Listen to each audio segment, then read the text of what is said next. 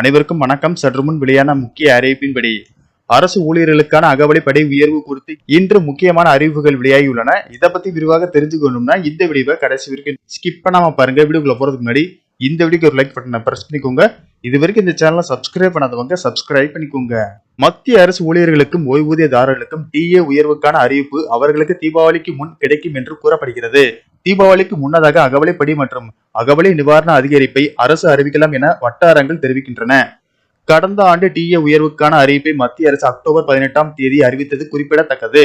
2024 ஜனவரி முதல் ஜூன் வரையிலான ABCBI குறியீட்டு எண்களின் அடிப்படையில் ஜூலை 2024 அகவலைப்படி 3 முதல் 4% அதிகரிக்கும் என்று கூறப்படுகிறது.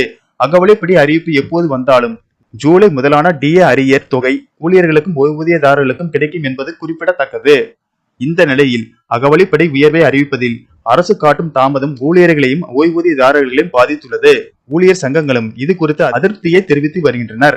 ஜூலை மாதத்துக்கான அகவலைப்படி அதிகரிப்புக்கான அறிவிப்பு முன்னர் செப்டம்பர் மாதமே வந்துவிடும் என்றும் இப்போதெல்லாம் இதில் தாமதம் ஏற்படுகிறது என்றும் அரசு அதிகாரிகள் தெரிவிக்கின்றனர். தாமதமாக இதை அறிவிப்பதன் மூலம் அரசாங்கமே நல்ல லாபம் ஈட்டுவதாகவும் அவர்கள் தெரிவிக்கின்றனர். ஒவ்வொரு முறையும் அகவலைப்படி அதிகரிக்கப்படும் போது அரசாங்கத்தின் மீது இந்த சூழ்நிலையில் 3 அல்லது 4 மாதங்கள் தாமதமாக இந்த அறிவிப்பை அரசாங்கம் வெளியிடுகிறது. இந்த காலகட்டத்தில் இந்த பணம் அரசாங்கத்தால் முதலீடு செய்யப்பட்டு அதற்கு நல்ல வட்டி கிடைக்கிறது.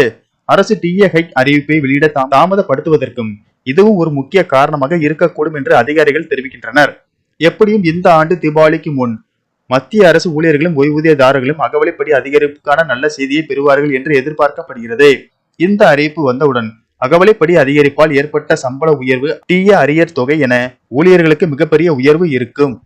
ஓகே ஃப்ரெண்ட்ஸ், இந்த தகவல் உங்களுக்கு பிடிச்சிருந்தா லைக் பண்ணுங்க, ஷேர் பண்ணுங்க, மறக்காம சப்ஸ்கிரைப் பண்ணுங்க.